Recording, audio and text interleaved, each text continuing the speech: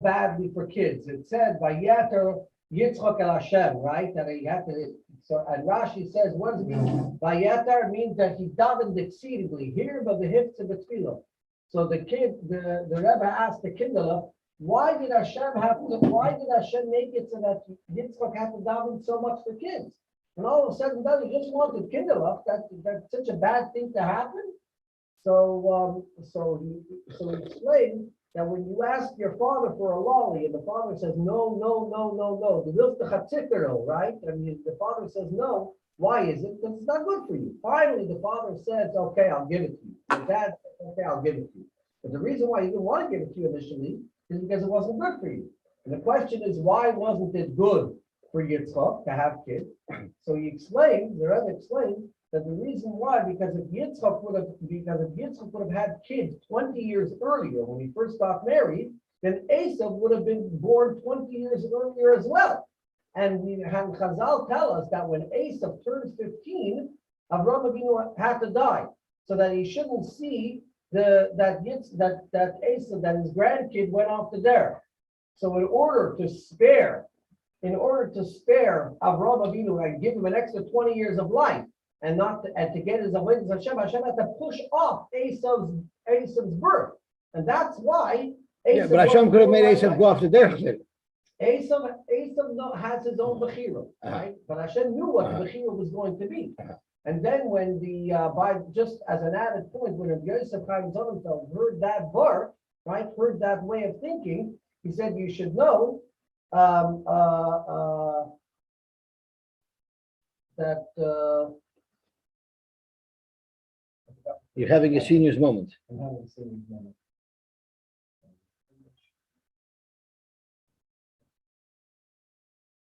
You got a senior's moment, but that's the idea that Hashem pushes things off when people are going to die. That's why I said that Noah ben Avihu's death may have pushed off the delay of the Mishnah.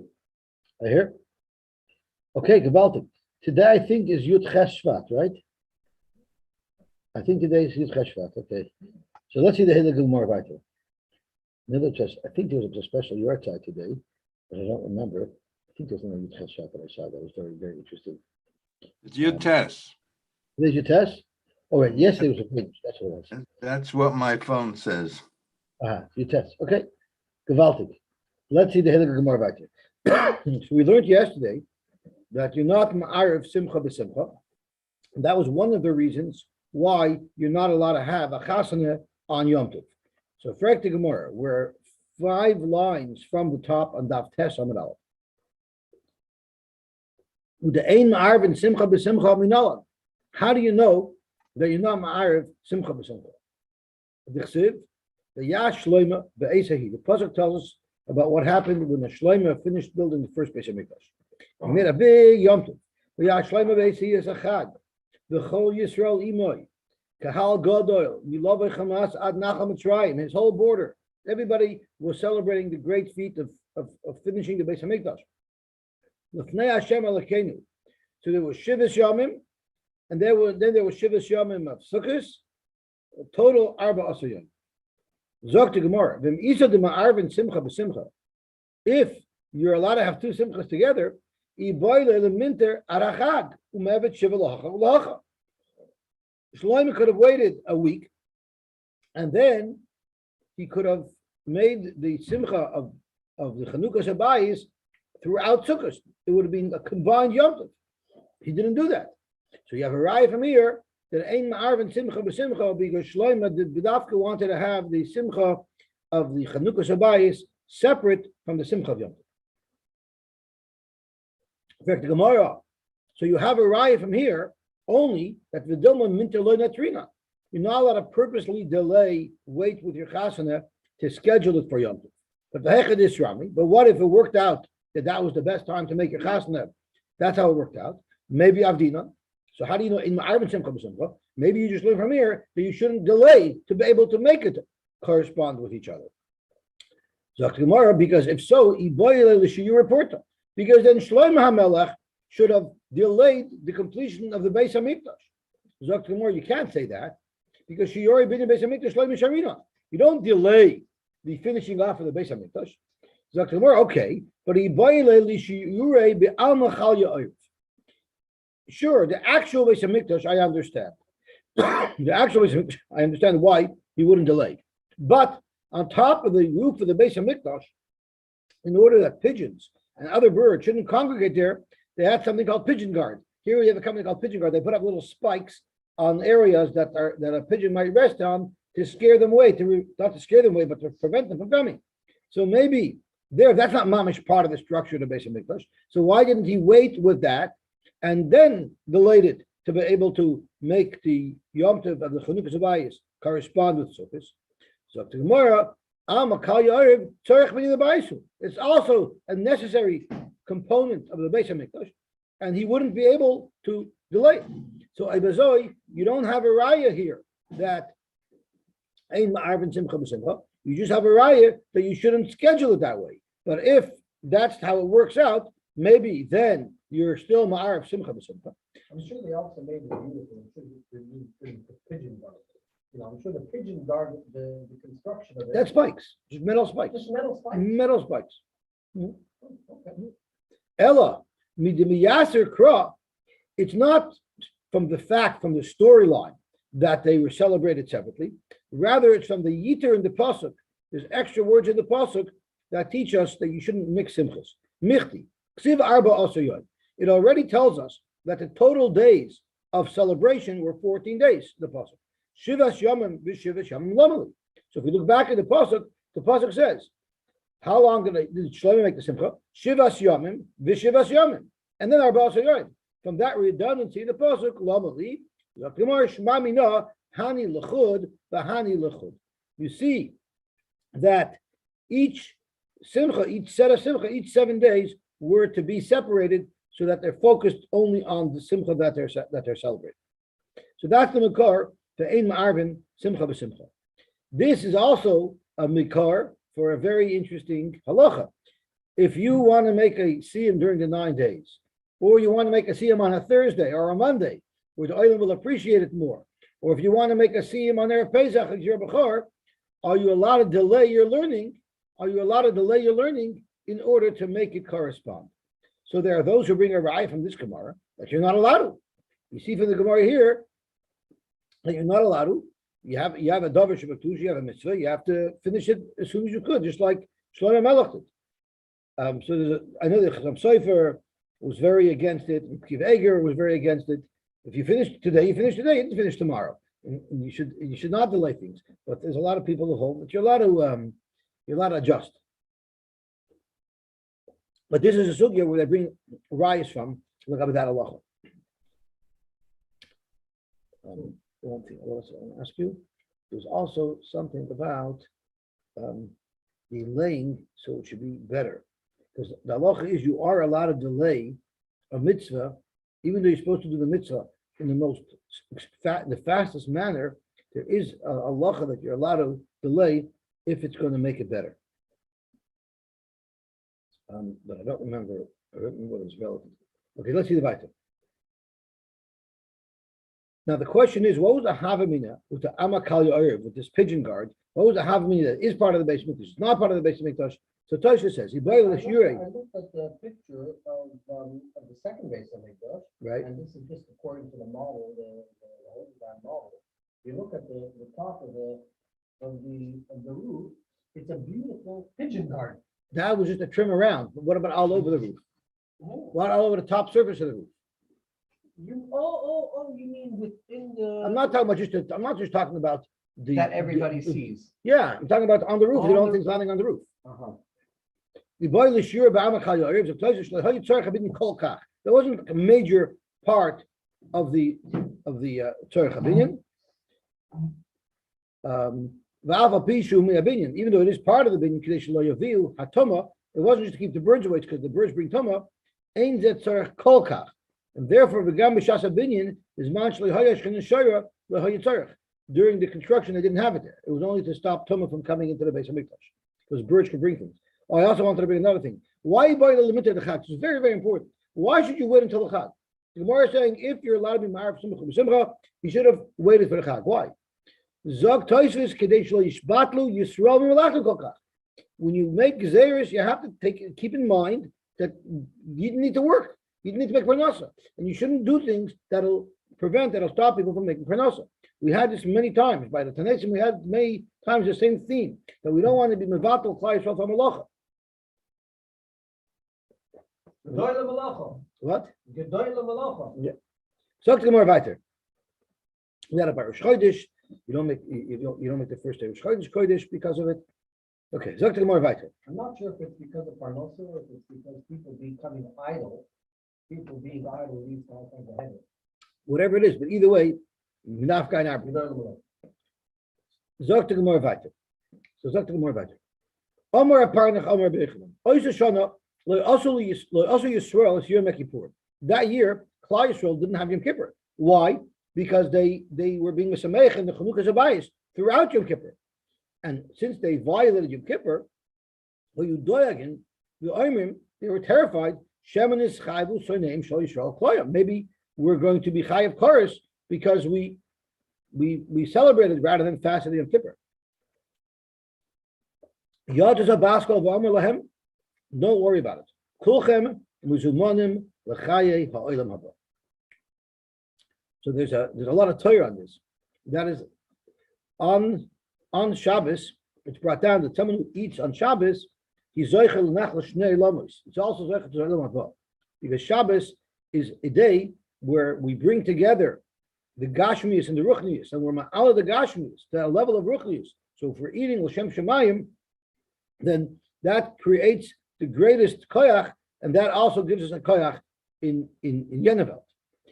So that's really what the Beis HaMikdash personified. What the Beis HaMikdash personified is bringing kedusha, bringing sanctity to Rebbeinu Shalom's name through Gashmius, through this world, and therefore it was very pasandik that on Yom Kippur they should eat, because really Yom Kippur is a day of Yom Kippur you're supposed to eat, and it's brought down la'alacha. One of the reasons why there's a mitzvah to eat Erev Yom Kippur is because since we can't have a Sudan Yom Kippur, we have to be Mekayim Sudan Erev Yom Kippur. And one of the, I think the Chayadim says that it's much harder to eat on Erev Yom Kippur than it is to fast on Yom Kippur, because when you fast on Yom Kippur, you're not eating. But when you're eating, in order that you should eat L'Shem Shemayim, L'Shem Simchas Yom Tov, that's a much more difficult feat to accomplish.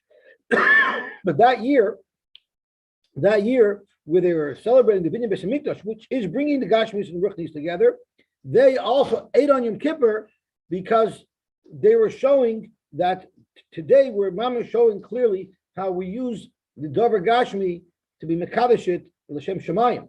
The problem is, was every single member of Klal Yisrael eating 100% L'Shem Shemayim? That's a chiddush. That's what the Baskel said. Not only those who ate in Gantzin L'Shem Shemayim, but even those who didn't eat in Gantzin L'Shem Shemayim, Kulchem Uzumonim L'Chaya Olam Haba. Frektimor my Derosh. L'Maisa, how did the Rabbanim Darshan, how did they know that they were allowed to eat on Yom Kippur that year? How did Shlomo Melech know? Zokte the Gemara, Amru Kal V'Chayim. They made a Kal V'Chayim as follows. Ma Mishkan. Madach the Mishkan. So Dave's already brought up the Mishkan earlier. Ma Mishkan. When they made the Chanukah Sabayis in the Mishkan, She'ein Kedushas Kedusha Soila. The Mishkan's Kedusha didn't last forever. Eventually the Mishkan was terminated, and now we had the Beis HaMikdash that lasted forever. And the Karban Yochid. All of the Karbanis that were brought for the Chanukah Sabayis were Karbanis Yochid brought by the individual Messiah. And nevertheless, Doiche Shabbos. They did the Chanukah Mishkan for 8 days straight, and including in those days were Shabbos. The Isra Skila. And it was an Isra Skila that they were violating.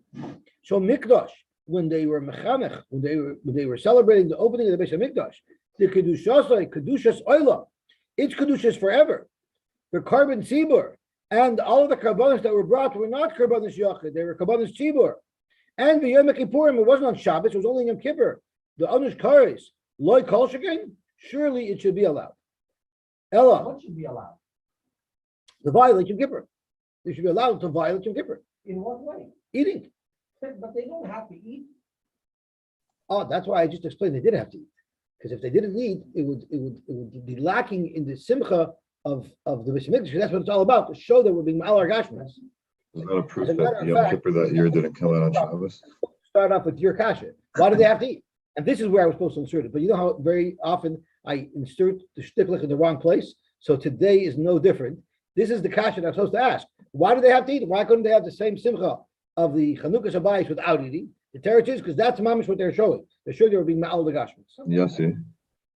Yes. Is that Yes. the proof that it wasn't Shabbos that year on Yom Kippur? It wasn't Yom Kippur didn't fall on Shabbos. So the question is, did they violate Shabbos? At the No, I'm time? saying if Yom Kippur was on Shabbos, then they wouldn't have that kol v'chomer if it was together. Why not? The question Because you is, have two. eating is not violating the Shabbos. So they're trying to show that they're violating the Shabbos. They're violating Kippur. So they were mevatel Shabbos. Why would they a carbon cheaper? You're allowed to bring on Shabbos, no? No, but if you can be mevatel Yom Kippur, why can't you be mevatel Shabbos? It's Yom Shabbos is Kippur is Shabbos Shabboson. Shabbos is on skila. If we bring a kal v'chomer, madach you can be mevatel Shabbos, you can surely be mevatel Yom Kippur. So how can you learn from there to be mevatel Shabbos? Unless without a kal v'chomer, they learned you can be mevatel Shabbos. If they were mevatel Shabbos here, we'll be mevatel Shabbos here. For Yom Kippur, it's even stronger. It's a kal v'chomer. And maybe for mevatel Shabbos, you don't need a kal v'chomer because it's like a Duvi said. Duvi said they're doing two different things. For bringing the karbonis, they learned from Shabbos directly. They brought karbonis here, they brought karbonis there. But eating is something different. Who did you allowed to eat? For that, we needed a kal v'chomer.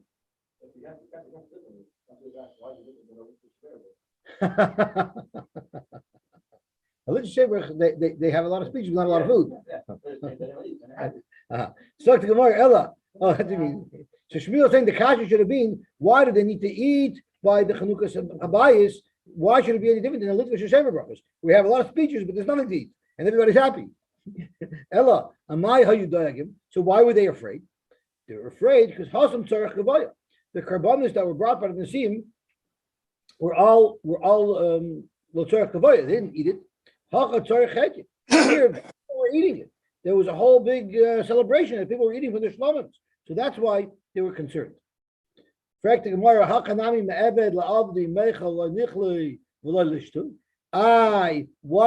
have a litvish sheva brachos? The Gemara's kasha. Have a litvish sheva brachos. You can have all the speeches and all the process, but don't eat and don't drink. So the Gemara in simcha b'loy achilu ushtiya. The emes is simcha. The simcha that we need to show that we're bringing together gashmis and ruchnius, that requires achilu ushtiya.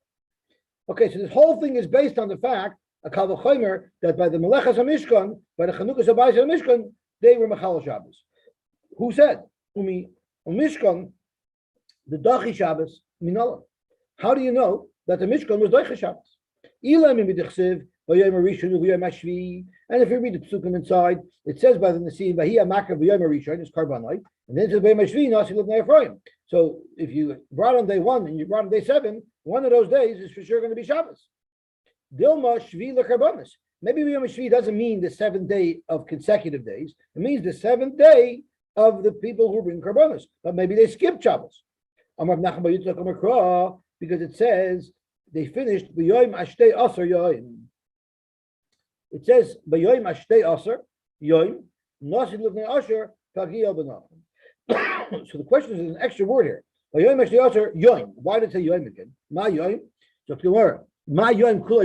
Just like a day has a consecutive 24 hours, there's no breaks in between. So too the 12 days that we're talking about, as well, it was kulon ritzufin. These were consecutive days, one after the other, meaning the Shabbos in between, they also brought the same korbanos. In fact, sorry? Could you explain again how the Mishkan was a kedusha it was a temporary kedusha, and the Beis Hamikdash, even though it was destroyed and gone, is a kedusha oilim? Very good question. So Rashi says pshat, and Rashi says, let me see if I can find it over here. Rashi says that. Can you repeat the question? He wants to know why is it that the Mishkan is considered temporary, yet the Beis Hamikdash is not. So let's look over here at the Mishnah Rishonim. I think he quotes and says Pirish B'Kodris. So a lot of times when you see Pirish B'Kodris, it's not Rashi here; it's Rashi in the Rif. She'ein achareh heter bamis.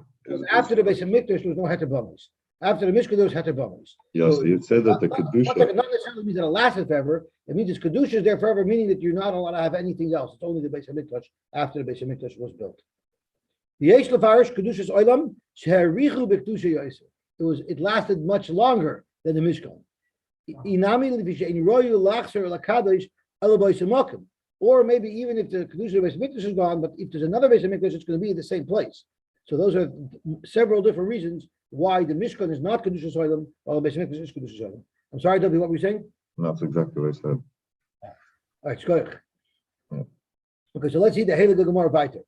So how do we know? How do we know that they were doiche Shabbos to bring the Karbanos and Musim? So the Gemara wanted to say, just like Yom is Kulim Tzofim, Af Ashtei Asar is Kulim Tzufim. In fact, Gemara V'Dilma Yomim Haruyin.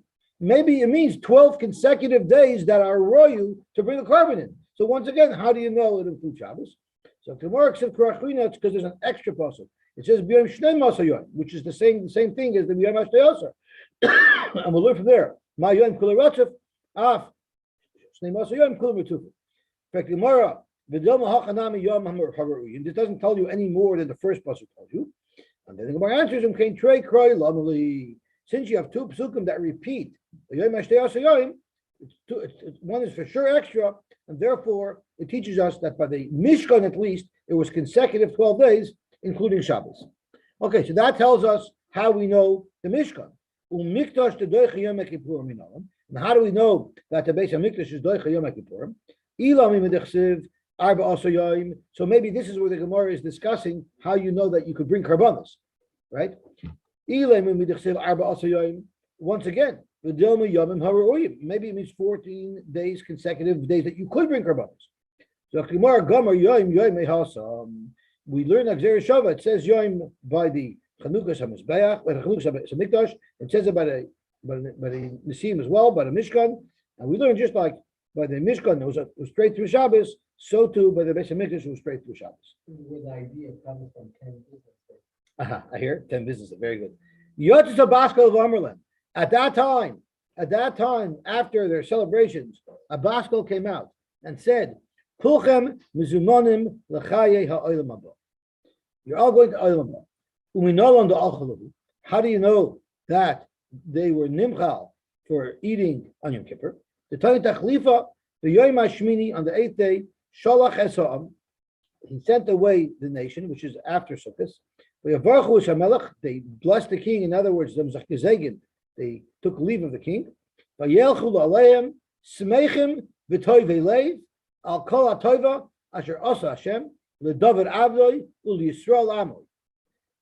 Gemara now darshans the pasuk item by item. Right? They went back to Lo Haleim. What does that mean? When they came back, they were away for a while by the celebrations. When they came back, all of their wives were Torah. They didn't have to, they came home after a long trip and they were happy they were able to be with their wives. They were basking in the Ziv HaShchina, whatever that means, during the time that they were by the Beis HaMikdash. V'toivei leiv, why is it toivei leiv? She called echad ve'echad nis'abri ishtoi be'ben zachar. When they came home, they all had sons after that incident. And there's a very, that helps for the Shidduch Rashi, that's right. And there's a very, very famous story with the Marsha, where the Marsha built a new yeshiva, and they were going to have the cornerstone laying celebration, right? You don't make a whole big to do with donors when they lay the cornerstone, and they were selling to raise money, of course, the schus to lay the cornerstone. And someone came over to the Gabbai, and he said, I'll pay any price. I want that schus. I want that schus, but I don't want anybody to know about it. I don't want it to be known. It's anonymous. Sure, no problem. So they announced that kibbutz is sold. Of course, everybody wants to know who bought it. Still, no one's saying. When it comes to the actual laying of the cornerstone, the Gabbai says, you're sort of going to be discovered now. He says, no, I'm not. I want you to give the schis to the Marsha himself. So they called up the Marsha to lay the cornerstone of his covenant. So once again, nobody knew who paid for it. So after this celebration, the Marsha told the guy, okay, I understand why he doesn't, could you tell me who bought it? I have to go give him a yeshikoich. I have to give him a mishaberach. He bought me Dahlia, right? So the Gabi says the fellow doesn't want to say. So the Moshe said, tell the fellow, I understand he doesn't want the public to know, but at least me, I'd like to know so that I can at least thank him and show my akar shatai. Really? So the fellow was masking. So the Masha asked him, so why did you do it? So he said, me and my wife, we haven't had children in many, many years, and we want to be zeichel to a child. So I figured this will be a schus. Building the yeshiva, this will be a schus to have a child. So the Masha said, a year in this time, you can have a ben zach. The kach. So everybody said, oh, the Masha is about moifis, the Masha is about moifis. And the Masha says, not about moifis. I happened to write a pirush on the Gemara, and the Gemara says that the people who are involved in building a new Beis Hamikdash, the Sabra Ishta ben zacher. So I based my bracha on this Gemara because the Gemara says that people who are involved in the building of a Makam Kedusha, they are zoichet to have a ben zacher. Maybe he also learned the Gemara. He didn't read the Marshal's book. The question that I have for you is, I don't understand. They came home and they found their wives the Tahara. Right. And then a year later, they had the Zachar. I think a year later, this Abra Ishta ben zacher. I guess at that point they were in this Abra with the ben zacher. Oh, the kids weren't born yet. They were just Nisaber. That's right. They found the Tahara and they were Nisaber Bebenza. That's right. So the Simcha is not Nisaber because they don't even know that it's a Benza. The Simcha is only a year later. They found out later about the simcha that they had today. That's right. Okay. Because Zok the Gemara, Al Kol HaToiva, the pasuk goes on, right? They're happy about Kol HaToiva. What does the Toiva mean? Yotza Baskol, V'amalahem, Kulchem, Uzumanim L'chayil Alba, like we discussed a moment ago. And then L'Dovid Avdoi U'Yisrael Amoy. So what is the special chesed that Hashem did L'Dovid Avdoi U'Yisrael Amoy? Shlem is not mentioned. Bishlam L'Yisrael Amoy, the Achalahu Avoid Yom Kippurim. So that's where you know that Hashem was Moichel, the Aver of Yom Kippurim. And L'Dovid Avdoi, Mai, what special Toiva was done to David? He wasn't even alive then. Amar Rabbi Yehuda Amarav, B'shah Shabikei Shlomo Lahachnas Aron L'Mikdash, when Shlomo Melech wanted to bring the Aron into the Beis Hamikdash, Davku Sharim Zelazeh. The doors were sealed; he couldn't get it in. So Omar Shlomo Esrim V'Aber Renanois, he said 24 tefillas. Rashi says if you look up the Kapitel Tehillim where it discusses it, it mentions in the pasuk there either Rina or Tchina or Tefillah or Bekasha. He uses one of those words and he uses it 24 times. The doors were sealed; he couldn't get in. Finally, Pasach v'Amar Sushar Mershechem v'Loinena, and again it didn't work. Skiven she'Amar Hashem Elakim Al Tashef B'nei Mishichecha Zachor Lachaste David Avdecha. When he mentioned David's name, then Miyad Nene. So all of the detractors of David HaMelech that were there in the crowd saw with clarity that the Rebbeinu Shalom only opened up the doors to the Beis Hamikdash in the schus of David HaMelech. Clearly, he had a complete kapara for Zaveir. Their faces went black like the bottom of a pot. You know, the kettle calls the pot black, where the pot calls the kettle black. There's such a saying. So they were the kettle and the pot combined. And the Yedu HaKoil, everybody knew Shemochala HaKadosh Baruch Hu L'Oisei Oven Aveir Basheva, and that's why it was a tremendous toiva to David Abdi. Beautiful story. Zok Tehillim Gemara Vayter. Rabbi Yonatan ben Amosai, Rabbi Yehuda ben Gerim, Tanu, Parshas Nadorim, Rabbi Shimon ben Yochai. They learned Masechas Nadorim in whose yeshiva? In the yeshiva of Rabbi Shimon ben Yochai. Are we able to see from this Gemara that you're able to call you back by first name? Because the Chaste David Avdecha? I don't know. He also called him Avdecha, right? I don't know. So Rabbi Yonatan ben Amosai, Rabbi Yehuda ben Gerim, Tanu, Parshas Nadorim, Bei Rabbi Shimon ben Yochai. They learned Masechas Nadorim in Rabbi Shimon ben Yochai's yeshiva. They learned it in Meron. If there minei, I don't know that's where his yeshiva was, but that's where his yeshiva is today. If there minei, the koil in Meron over there, they're learning it in Nadorim. If there minei, be'orta. In the evening, they were planning to leave, and they said goodbye to their Rebbe. L'tzafra, next morning, Hadar, they came back, the kamifter minei, and they said goodbye to him once again. Amalus, Rabbi Shimon ben Yochai told him, "Alav, if the risu mini, be'orta, didn't you already say goodbye to me last night?" Amalei, they told him, "Limadeteni Rabbeinu, you Rebbe taught us that Talmud shenifter mirabba. If a Talmud says goodbye to his Rebbe, and then he ends up not leaving right away, the lon ba'isa'ir, and he ends up spending the night there, tzarich lifater mimenu pam acheres. He has to come back in the morning and once again take leave of his Rebbe. Shenemar, how do you see this? You see this by when people left Shlomo Melech, when they left the celebration. This is by Yom HaShemini, Sholach esaham v'yavarchu esamelach. On the 8th day after Sukkot, he sent them away. The 8th day would have been the last day of Sukkot, which is the day, which is the next day.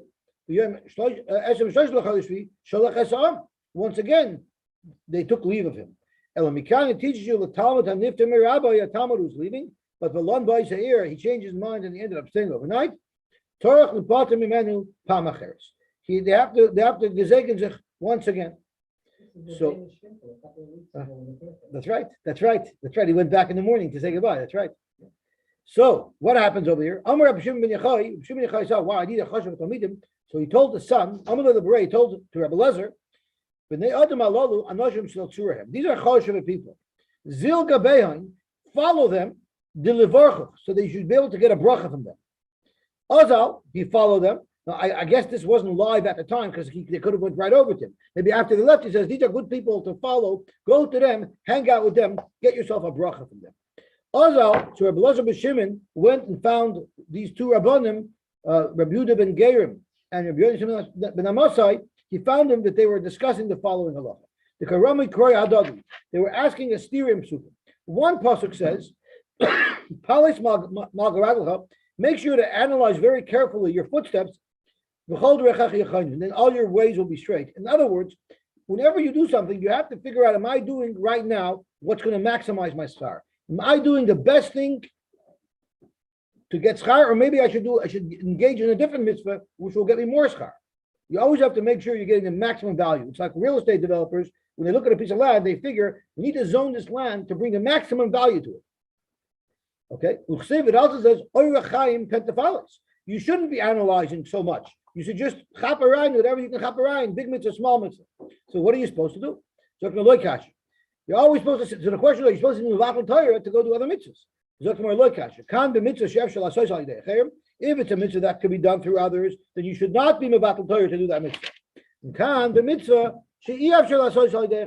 If it's a mitzvah that cannot be done to somebody else, through somebody else, then you're better off doing the mitzvah by yourself. Now, of course, there's exceptions that are rule, like Tosfos says, Asiyas mitzvah, Adif, Sherem Efsikin, Afilab Shimon Yechoy, La'isa Sukkah, Velulav, Kadisha B'Sham. So there's a shiloh what you're mafsik for.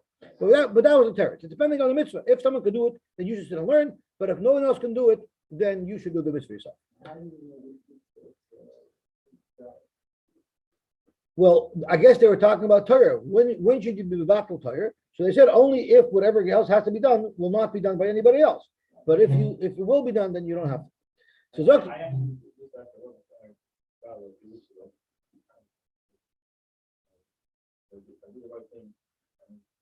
So you have to after the fact.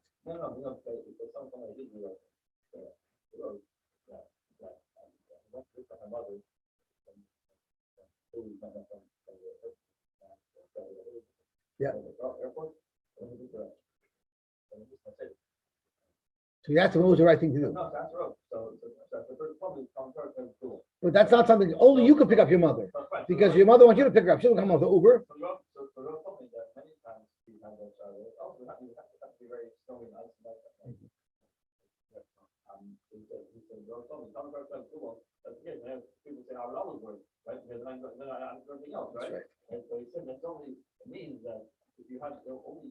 That's right. That's something only you can do.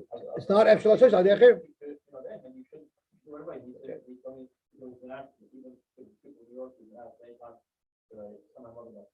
Yeah. Yeah. That's right. That's right. Okay. Told me that the only time that he relied on his Erev that he created in Muncie was when he had to push his mother in a wheelchair. Okay, Hadu Yosy the Kababaylu. It says that Torah is more beautiful than anything else. And any of your personal things that you want, don't come close. Don't come close to Torah. If you have to do a mitzvah, then maybe that's before Talmud Torah. But then it says, Kol chafetzim, there's nothing lo yishvuah. Nothing is like the Torah, meaning that afilu chefte shemayim lo yishvuah. Once again, even chefte shemayim are not as great as Talmud Torah.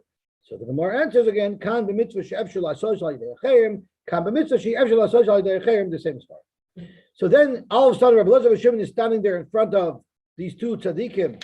Let's know who they are, because if we don't, it's Rabbi Yehuda ben Amasai, so Rabbi Yonasan ben Amasai, and Rabbi Yehuda ben Gerim. They look up and they see that Rabbi Elazar ben Shimon, their Rebbe's son, is over there, and they ask him, "Ma bo yisacha? What exactly are you doing here?" Amar lahu, the reason why I'm here is the Amar li Abba zil gabayu de levorchu. Go to them; they should bench you. Amar le, look at this bracha that they gave him. Yehei Rava, your body shall help him. The Tizra v'loisech said you should plant and you shouldn't cut. You should plant and you shouldn't harvest. Ta'ayil v'loitepu, you should take schayr out and you should come back without anything. Tepuk, Ta'ayil means the opposite. Ta'ayil means you should bring schayr and you should not be able to sell it. You should bring schayr from the shuk and you won't be able to sell it. Tepuk v'loisayil, you should take schayr away and you shouldn't get it back. Lichrav beisach, your house should be destroyed. V'leisav uspizach levalvo pesarich, and you should have guests that are going to mess you up and confuse you. You shouldn't be able to be zoichet to see the new year. So he told his father, with such baruchas, I didn't need. No, this is like we ask over and over again. Why is it that when Mshulach gives you a bracha, you don't feel so good, but when he curses you, then his ramish scares you because you know that he meant it. So here they gave him azab bracha. When he went to his father, he told his father, "You sent me to get a bracha from them. Let me buy the bracha le bracha, and it's bad enough they didn't give me a bracha. They cursed me." The father said, "No. Ma'amrulach, tell me precisely the words that these tzaddikim told. Haki v'haki amru. This is what they said. Amalei hani kula b'chasaninu. Everything that they said, you didn't interpret properly. They're great brachas. Now I'll explain to you what they meant. You should plant but not cut. That means toilet bonim v'loyamusu. Means you're going to have children, but they're never going to be cut down. They're going to live. They'll live a long time. Meaning you should bring, but you won't be able to sell. That means ta'ayel kalsa v'loyamusu b'noch delivkun. What that means is you're going to take daughters-in-law into your house, and your sons are going to live a long time, meaning therefore they won't be released because they're going to be married to your sons. That means toilet banta, you'll have daughters, yamusu guvraichu, and their husbands will not die, and then they'll come back to you. So that will not happen. So these are great brachas. Lichur beisach. What does lichur beisach means? Lichur beisach, well, I'll tell you what this means. The high alma ushpizach. This world is our ushpizah. We're just here temporarily. Vahi alma, and the kaver is referred to a besa. So lichur beisach, your kaver should be destroyed, and you should permanently reside in your temporary dwelling, meaning you should have a long life. Where do you see that kaver is called a bais? Kirbam batei me'la'olam atikri kirbam el kvaram. Meaning their kaver is their house forever. So once again, this is a bracha. Lebalbo b'tzarach. What does that mean? That your bread, your house, your table should be full of confusion. Beveni avanta, because you're going to have eniklach running around your house. We all know what goes on Yom Tov and all eniklacham. It creates such a confusion and a bahal in the house. That's what you should have. And you shouldn't be zoich to see the new year. That means Thomas intach, your wife should not die. Since of intzachriti. You shouldn't be able to celebrate Shana Rishona ever again. You know why? Because your wife will live with you together. So these are phenomenal brachas. So the question is, why couldn't they just say it outright? I don't know. But this is Gemara. Another thing, I don't necessarily see from the Gemara that this was the Beloza. Because the Beloza probably would have understood all of this. It was Rabbi Elazar. The Gemara said very sure Rabbi Elazar. It just says the Bray, his son. Maybe he had another son. Oh, so no. So the first we say it was Rabbi Elazar ben Shimon. Oh yeah. Yeah, I don't know if Rashi says it, but no, it's referring. It's referring to him, but I don't know if it says Beferish here Rashi, but I believe it was Rabbi Elazar ben Shimon. But I don't know. You're right. Okay. Let's see the Gemara right here. We're starting to run out of time, so I'm going to move a little faster. So let's see what the Gemara says over here. Zog to Gemara, no problem. Zog to Gemara weiter. Another story. Rabbi Shimon Chalafta iftaminei the Rav. He was saying goodbye from Rav. Amalei zila gabei b'levarchach. Go that he should give you a bracha. Amalei. So this is what he said. So Amalei, Rav told him Zil. Let's see who he said. Let's look at the base and Gimel. Who he sent him to. Rav sent him to someone for a bracha. Rebbe. He said, go to Rebbe, get a bracha from him. So what did the Rebbe tell him? This is the bracha that he told him. Yeirava, the loy savaish v'loy shespaish. You shouldn't embarrass, and you shouldn't become embarrassed. Also, Gabeavu, he came back to his father. Amalei my Amalach. What did the Rebbe tell you? What was the bracha? Amalei milim ba'amahu the Amalei. He told me stam zachen. You shouldn't embarrass, you shouldn't get embarrassed. I don't see why that's a bracha. Amalei, you don't see why that's a bracha? Berchach berchasa the berchen kitcha bericha Yisrael. Your Rebbe gave you the bracha that the Rebbeinu Shalom gave for Klal Yisrael. V'tanaba, and the Rebbeinu Shalom gave the bracha a second time. Tichsiv v'achaltem achal v'savoya v'hilaltem, and then it says v'leyevoishu ami la'olam. So that's one time the Rebbeinu Shalom said they want a busha, and then it says v'datem k'b'feker v'Yisrael oni, and again the pasuk repeats v'leyevoishu ami la'olam. So you see that's a wonderful bracha that you shouldn't do anything that'll cause you busha. And therefore, you shouldn't complain that this is not a good bracha. In fact, it's a wonderful bracha. Don't embarrass others. That you shouldn't be despised. You should never come to a situation where you should have to be embarrassed. That's a beautiful bracha. Okay, now we have a Shmaka Gemara. Let me ask you a question. Would you ever discuss with your friend about your wife's waxing habits? No way, right? Let's see a Gemara here. It's Tanur Rabbanon.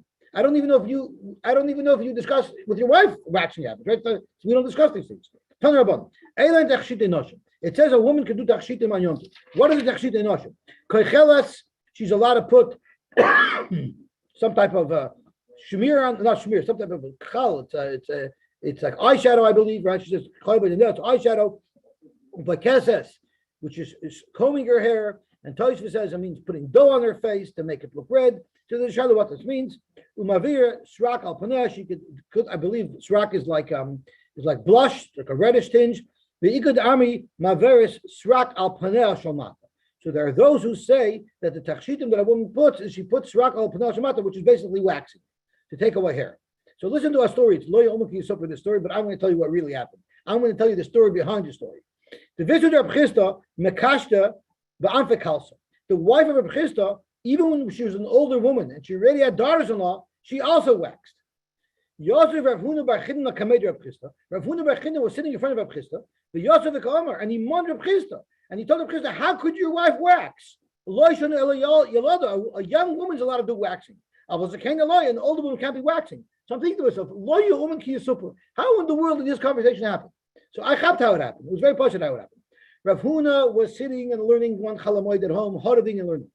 And his wife said, Huna, I gotta go. I gotta go out for a couple of hours. Where are you going? She says, I'm going to get a waxing. He said, waxing? You're not allowed to get waxed on chalamoid. You're not allowed to do that on chalamoid. You're an older woman. You're not supposed to do it. So she says, what do you mean? My friend Mrs. Chisda said that she goes for waxing. So what happened was, Rav Huna couldn't believe that. So that's how Rav Huna came to discuss it. Could be this is what happened. So Rav Huna came to Chisda and he told him, you let your wife get vaccinated on Chalamoid? I thought you were an anti-waxer. How could you allow such a thing to happen? So Zok to Gemara, he told him, a young woman, she needs waxing, but an older woman that is already waxed, she should get it. So Rav Chisda answered back with a beautiful word.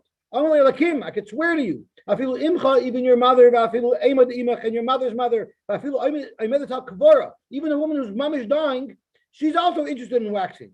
It's also important to her. To Amri, we said, Inchi bashitin kibashis lakal tabla rata. When there's a beautiful band playing, there's just as much enthusiasm to run and enjoy that band by a 6-year-old as there is by a 60-year-old. When it comes to beautifying themselves, even an older woman, a more mature woman, also has that interest of how you can let them do it.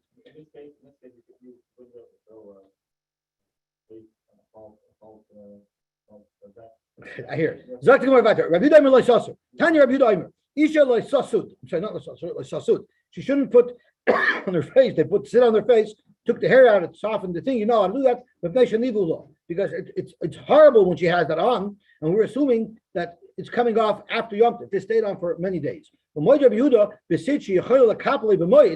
you'll finish your treatment on Moed, which means even though you're going to have it on your face on Moed, but it'll come off so that you can enjoy the results still on Yom Tov, then you would be able to. Even though it bothers her now, it's painful when she puts it on, but she's happy with the benefit. So that only works if the benefit happens on Yom Tov. Does it really hold the svar that you look to the future and how it comes out at the end impacts if you're allowed to do it now. But now we learned, the halach is you're allowed to take money from a guy. If a guy owes you money, you're allowed to take money from him. It's good to take money from him on the day of his chagah. You know why? Because when he pays you back, it hurts him. So we don't want him to be celebrating on the day of his goyish chagah. Let him pay you back. So now he's in pain because he's got to pay you back on the day of his chagah. He said, but I don't understand. It's painful when he actually pays you. But retroactively, he's going to be very happy that he paid off his debt. So if you think about the future, if you think about the future, so you shouldn't take money back from him because then you're going to give him that relief that he's paid off. That's by a yid, don't by a goy. Very good. You're saying beautiful. Don't bring me any rice from Milchus Moed. The Kulei Meitzer Achshav b'Samech Lachas Maninu. Maybe in the Welt you don't look at that, but by Hilchos Moed you have to look at that. You know why? Because then you wouldn't be able to do anything on Yom Tov. You shouldn't be allowed to bake or cook on Yom Tov. Baking and cooking is hard work. Who wants to do that? You do it because then you can eat the beautiful food that's created. So the whole Chol Hamoed is built that way. We allow certain tsar, certain tircha, if it's going to lead to a greater simcha. So therefore, maybe there Rabbi Yehuda has a svara that since later on she'll be happy with the results, she can do it. But don't bring me a ride from Chol Hamoed. Ravina Amar, what Chaim Tzvi said, Kuti lin piroin lo'olam meitzar. The guy will never feel good that he was relieved from his debt. The guy always says, I couldn't get out of it. I wish I could have got out of it. Yeah, that's right. What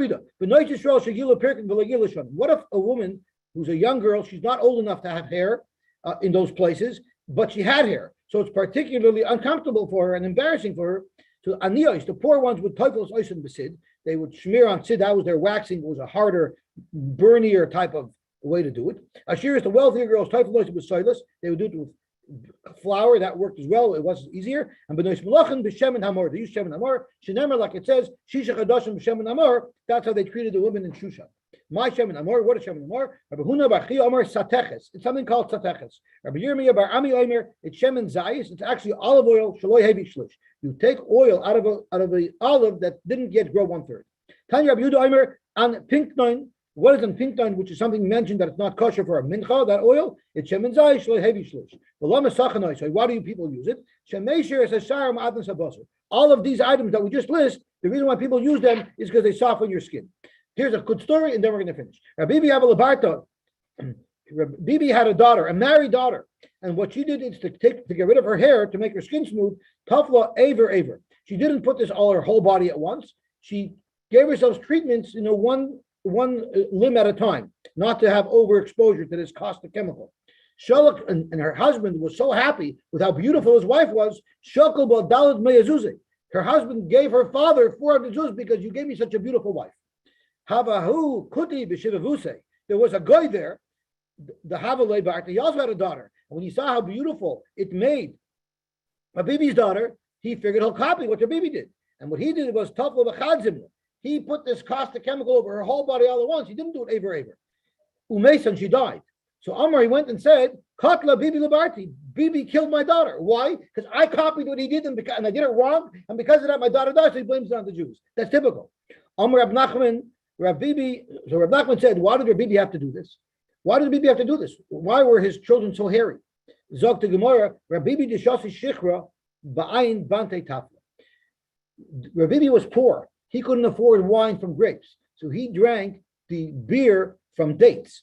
That makes your hair grow. So in his family, that's what they drank because they couldn't afford wine. That's why they had this extra hair problem. So they had to wax it off. But Anan, us, Rab Nachman said, Baruch Hashem, we can afford wine. Our children don't need these treatments because naturally they don't grow so much hair. Okay, let's stop over here. And just remember, no vaccinating on Chol Hamoed or vaccinating.